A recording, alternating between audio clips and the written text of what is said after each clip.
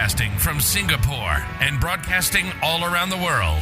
You're listening to the Ignite EdTech Podcast with Craig Kemp, created by an educator, for educators, and streaming to the world. Now, over to your host, Craig Kemp. Hello and welcome to episode 88 of the Ignite EdTech Podcast. I'm your host, Craig Kemp, and I'm honored to have you join us. As most of you know, I continue to work with the incredibly talented Mark Quinn to improve the final audio quality of this podcast. He has his own podcast production studio that provides editing and mastering services to content creators. To connect with Mark, please see the details in the podcast notes below. Last week, I asked you about your school's well-being programs. Thank you for your thoughts and ideas. This week, I wanted to ask you about specific tools that your school uses for communication and why. What do you value? What do you not value? I'd love to hear from you. Please share with us via our Ignite EdTech social streams. I look forward to hearing your responses soon. A tool that has positively impacted the authentic and purposeful use of technology into classrooms and meeting rooms that I have worked in is Mote.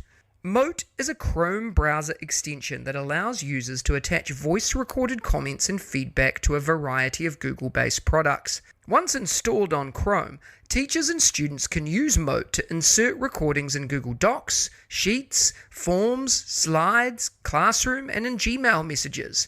Users can also attach a Mote to websites and then send the Mote accompanied by the website URL by email. Students need to sign into Mote with their Google account to access the recordings and respond. Both teachers and students will need to turn on microphone access and allow Mote to access their various Google libraries for full functionality. The always free version allows recordings of up to 30 seconds long, whereas the premium version offers 90-second recordings.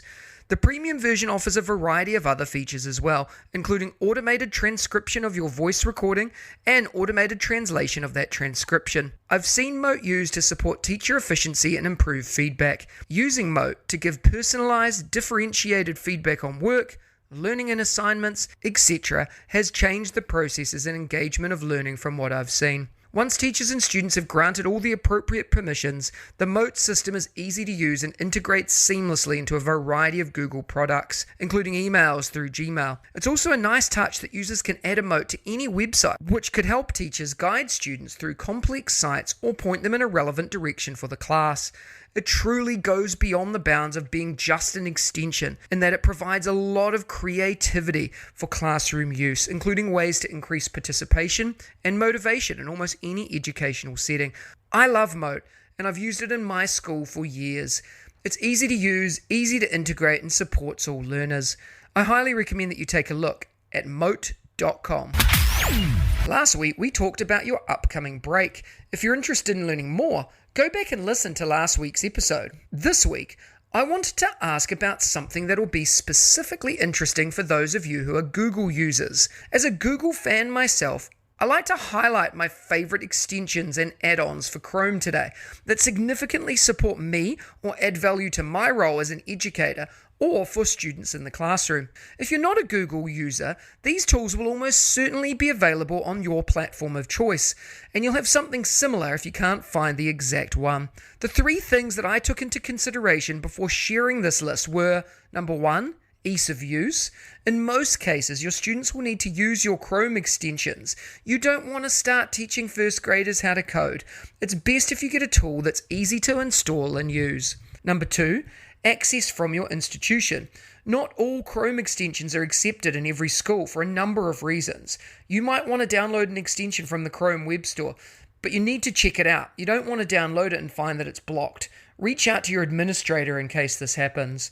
And number three, price. It depends if you need an extension for you or for all of your students. Whatever the case, you don't want a tool that costs the top dollar and doesn't give you value for money. Taking into account all of these things, here are my top 10 Google add-ons or extensions for education. Number 1, Mote. Mote is built with precision to help teachers provide personalized feedback to students. As a voice note feedback tool, you can ask questions and give feedback to students in audio. It also allows you to record and play audio clips from anywhere. It even integrates with Google Docs, Slides, Forms, Sheets, Classroom, and Gmail. When it comes to pricing, you've got 3 options. However, the first plan has a few features to get you going. Number 2, TaqTiq. TaqTiq works with Google Meet as a transcription tool.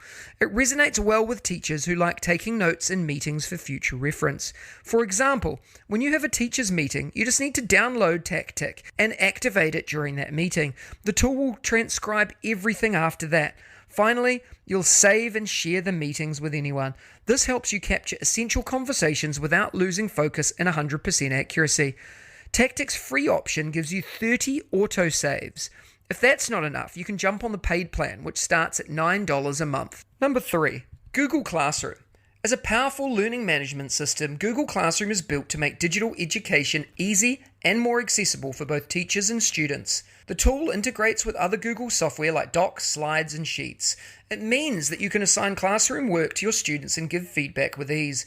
With integrations, teacher can create a list with educational apps like assignments in a few clicks. You can also add students and monitor what they're doing in their assignments. Google Classroom guarantees maximum security for all of your files. You can only create classes after your school has signed up for an education account and a free Google Workspace account. Number 4, Loom for Chrome. Loom, in my opinion, is one of the most essential Chrome extensions. It's a video messaging tool where you can record your screen, face, or voice and create videos in just a few clicks. This helps save time, as users can get straight to the point by creating and sharing their content. You can use it to record an entire lesson and send it to your students to watch. The tool comes in handy because it reduces the back and forth that takes place in an email. It currently boasts 7 million users. If you want to join Loom for Chrome, be ready to pay a recurring $8 per month fee after a 14-day trial. Number 5, Grammarly. Grammarly is one of the most popular Chrome extensions around. It's a must for me. It's a spelling and grammar checker with a clean and simple interface. Users can customize their spell checking settings with ease and check for plagiarism with just one click. Its premium version offers features for tone adjustment, word choice, and formality levels. As a teacher, everyone expects your grammar to be flawless. Grammarly checks your document to spot any mistake that might pass your eyes. Number 6, Evernote Web Clipper. You can't be a good teacher if you don't feed yourself with information, but you can keep forgetting what you might read online, and you can't bookmark every web page. If you've been having this problem, Evernote Web Clipper can help you. It captures ideas and inspiration from web pages and articles that you store directly into Evernote.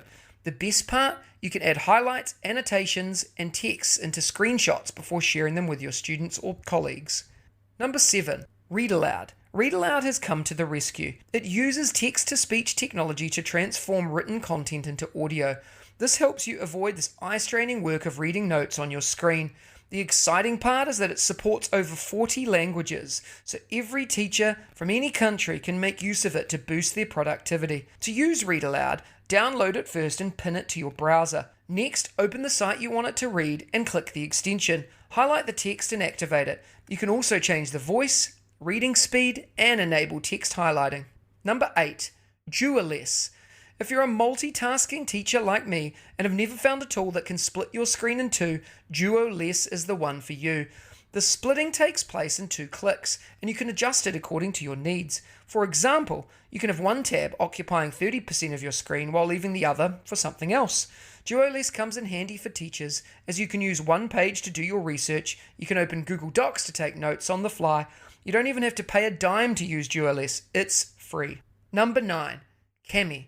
Kemp is a tool built to make Google Classroom better. It's an online document annotation and markup tool.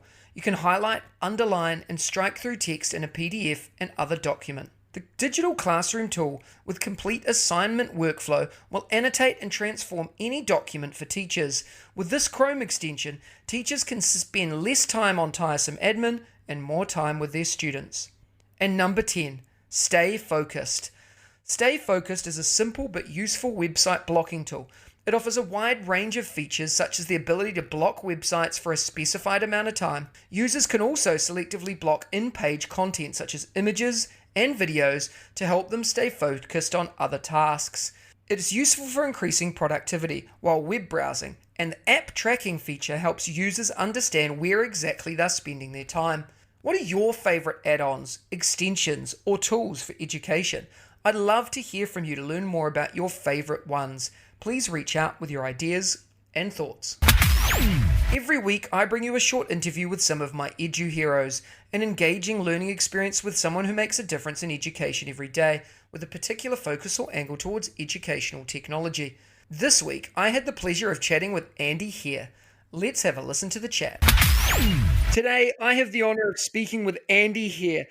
Andy and I have been connected for many years, and I'm constantly inspired by his work in physical education and well-being. Andy is an innovator, keynote speaker, and physical education and well-being leader. He's the author of a book series, and his high energy and youthful personality motivates everyone in his path. Andy, it's a pleasure to have you on the show today. Are you ready to talk about education and technology integration? Oh, absolutely, Craig. Thanks for having me. And gives me goosebumps when you had that passage just before, the high energy and youthful personality. Keeps me young. But, you know, ever since I started with high-end technology in education, getting on a podcast with people that are from overseas and stuff is just motivating me like beyond nothing else. Really excited for this one, and hopefully everyone can take something away. Brilliant, mate. Let's get started. Why don't you tell us a little bit about your passion? Tell us about what inspires you to do what you do. I guess it's, for me, I've always been an active person, and I remember back, you know, with a lot of reflection, it goes right back to like as a child, and movement was my core focus of how I really maintained a happy lifestyle. And, you know, I grew up in the country, went to a school with 50 children, you know, as you do in Australia. You know, I played tennis, I played football, I ran, I learnt to ride bikes, which, you know, I always say 1984 was my best year. It was the year I was 10, but I worked out on my bike that I was able to jump 5 of my mates over the top of my Malvern Star Roadster. It was something that through high school, I just found that my natural affection sort of came through movement, and that I felt good, like when I moved and rather than sitting. And I'll say that I was lucky. Like, I went to follow the sports stream through university, but I was lucky to fall into teaching and then fall into physical education. All of those things were set up by chance, which was fantastic. And then it just introduced me to a whole brand new world of what I could take on passionately. That was one of my passions, but then give that passion out to students. And I still, like, my best asset in education is connections with kids. And I'll say that wholeheartedly, because without that, you can't take a child on a journey with you. You're going to take them on a journey that you're telling them to go on. And certainly, like in the last 10, 15 years, the fruition of that and how that inspires me is really engineering the change that I guess I set up for the best model and best practice of teaching. And I'd find it a real positive challenge where I won't have a rapport with a child and they won't let me in, because I need to work hard and I need to give them the chance to be able to connect with me and trust me before I can start teaching them. And so that stuff inspires me every day. It's really exciting, Andy, the work that you're doing. And on top of all of the stuff you've talked about, you're also a published author. Tell us about your books and why we could engage in these. Yeah, so Lynn Heffel, she's from North Carolina. She is an amazing educator over there. She started this book series called Literacy Enhanced Physical Education. And it intrigued me because I've got a journal, and I've always written in journals. And I write my own little stories. And I know my wife's sitting in the other room now, and she's a teacher. And when we taught together the first couple of years, her class that I would teach in physical education would always go back and relay the made-up stories I would make up about her. Being that storyteller really enchanted the kids and really made, again, that positive impact in their life through trust and sort of almost not higher order thinking, but higher order imagination in the kids. And it really built that thing to life. And so I took that storytelling. I met Lynn Heffel, who shared with me how to become an author. And that is a connection there that I really hold dearly, because it was that connection that allowed me to go, right, now I can take these stories that I've written and I have in my head and actually put them into print and fill a hole that I had in teaching. And the hole in teaching was I wanted to have something that kids could think about or read, and at the same time it encourages that movement aspect of it. So one of my books is called Bicycle Billy, and it's all about a child that, it was about my adventures as a child trying to jump my mates. Talks through the process of how to ride a bike, and it encourages that child then along that as they're reading the book to go, okay, can I balance on a bike? Yes, I can balance on a bike. So can I now put one foot on a pedal and push myself forward? Yes, I can do that. Can I put two feet on the pedals and start moving a little bit? Yes, I can do that. So it takes the child and puts them into the book.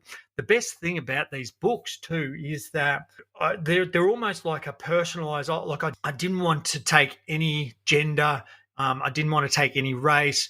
I didn't want to take any ethnicity or any age and put it into that particular character. So what I did is I created a silhouette, and that's the character. So then that person that's reading the book can actually create themselves as the character, which allows that child to actually identify straight away that this is me because I've actually illustrated myself into that position. And it gave great power because the kids started really connecting with that in class, and it started motivating me to write more and more and more. And I guess the best part about it, it was a real simple way of connecting literacy to physical education, but it allowed physical education to be able to go home. It allowed physical education to continue to move and be really entertained by the fairy tale that the students were reading. And, lo and behold, 19 books later. So they really gave me a great outlook as to a hole that I was trying to fill. But then, lo and behold, again, around the world, teachers now are holding those books in their hands and engaging classes with. And it's so cool. They're not only looking at the sport, but they're looking at the culture as well. I love it. Yeah, really cool. And we'll make sure the links to those are in the podcast notes as well. A lot of the things you're talking about, you're bringing to your courses on eduspark.world. You have a couple of courses there. One of them's called What, Why, How of Curriculum Design, and another one, Creating Your Own Energizer. You have more on the horizon as well. Tell us a little bit about these and why our listeners should jump on and learn with you here. Yeah, so EduSpark is a great platform, and as I've learnt about it so much more, gee whiz, it's set up there as it's a plateau. It's almost a smorgasbord going in to be able to feast on just incredible learnings from people around the world. And having the invite to come on board was such a thrill, and then trying to think about, right, well, what am I going to actually put to teachers to make them think? So at this stage, what I'm doing is I'm starting small, little snack sizes, because what I want to connect with is that a lot of the EduSpark teachers and educators that are members on there might actually not know Andy Hare, the physical education teacher, yet. So by giving them little bite sizes of sessions is really critical to hear the voice and see the energy and connect through education. The Creating Your Own Energizer is a little course that takes people through how to create your own energizers in the room for your own class. And my hope there and my desire there is that the teachers that work with that will then teach their class how to use that, because if each person in a class builds an energizer, there's 25 energizers within a week. The horizon looks really rich, and the horizon with a little secret, so don't tell anyone, but we're looking at a curriculum design that I've sort of been working on, a longitudinal design, and that came out of a desire to think about, if I was 90 years of age and I wanted to learn how to throw a tennis ball, where on earth do I start? Because all our textbooks tell us that at 6 years of age, you learn how to throw a tennis ball. At 14 years of age, you should know how to throw a tennis ball. But if I'm 90 years of age and I've never thrown one, well, where on earth do I start? So the longitudinal curriculum sort of builds to a point of a lot of, okay, I can do this, I can do this, I can do this, I can do this, I can't do this. And as soon as you hit a point that you can't do, that's where learning starts. And then we have a series of snack bite elements that build on top of each one of those. So then I'm planning a series of event management courses as well. So how to run events. And that's come out of a problem that I see as physical education teachers, but just teachers in general, that we train to be teachers, not event coordinators. But a lot of part of our work is actually planning major events. And so being able to give teachers that training with that, which doesn't exist unless you do another major degree, will help teachers go, okay, I can be successful in my school events following these successful little pathways and courses. And then looking at a couple of courses on finding personal growth and looking at how failure is such a rich element to embrace as well. And the active well-being space is something I'm super passionate about. And now more than ever, I'm looking at how we can help teachers to help their students embed active well-being through an entire day, but also to help students understand how to take that home as well and go, right, I can regulate myself by these simple tips that I've been taught at school. And so I think that one's probably my main point of real concentration and depth of understanding there, to be able to bring in the knowledge of how to put active wellbeing into a curriculum and then how to really teach the kids to self-regulate themselves with that as well. Fantastic, Andy. Yeah, and again, we'll make sure the links to these are in the podcast notes as well. Let's jump into some quick fire questions. The first thing that comes to your head, and maybe a brief why. What's your favorite EdTech book or resource, Andy? Oh, I have to go with, so my favorite resource is from Mike Cooksala, and it's all about the kinesthetic classroom, so movement-based learning. What's your go-to EdTech tool that the listeners need to try? Slow motion cameras. Had to say that in slow motion. Have to go slow motion cameras. Everything's better in a slow-mo. Brilliant. Absolutely. What is one daily habit or practice that helps you enjoy, progress, and succeed in your career? I love this question, and I went straight away with the obvious, but it's the hidden one. I do ice bath therapy. Following Wim Hof and his work around and inspiration around ice therapy, I actually converted an old freezer. And I know, shout out to my good mate Nath Weaver, who I know you know. He and I worked out how to do it, sealed all the insides up, filled it full of water, turn it on, and we can get the ice baths down to freezing. And it's sitting in that and controlling your body through that phase, and that in itself just makes me come so much alive. So yeah, that's the daily habit right there into the ice bath. Absolutely. That's really cool, Andy. Everything you've shared today, inspirational, so many good ideas and takeaways. What's the best way for the listeners to follow and connect with you? Just find me at Mr. Hair Phys Ed. Twitter, Facebook are probably the best ones. But also go and check out my website, mrhairphysed.com, and you'll be able to find all the years of work that I've put into that, but also some of those books. There's probably about 100 hours of professional development content on there as well, which is just insane, all the different places I've been as well. But yeah, please come and say hello, and be happy to sit down and have a chat with anyone. Amazing. Thank you so much for your time today, Andy. Inspirational as always. Thank you, Craig. Good on your team. Have a great day. Next week, join me for episode 89 of the Ignite EdTech Podcast, when I'm joined by Brett Salakis. Want to win a prize? Enter now at bit.ly/edtechwin, and we'll regularly announce winners of incredible prizes. If you enjoyed today's episode, please follow us and share the podcast with your PLN and colleagues. Please remember to spend a few minutes to rate this podcast too on your podcast channel of choice, so we can reach even more educators and EdTech enthusiasts globally. Remember, you have the chance to win as well. Check out the links in the description for more, and I'll see you again next week. If you liked today's episode, please don't forget to subscribe so you don't miss another episode, and be in the drawing to win prizes every week. If you know others that would enjoy the show, please hit that share button and brighten their day. Join us again next week for your weekly EdTech hit with @Mr. Kemp NZ. We'll see you again soon.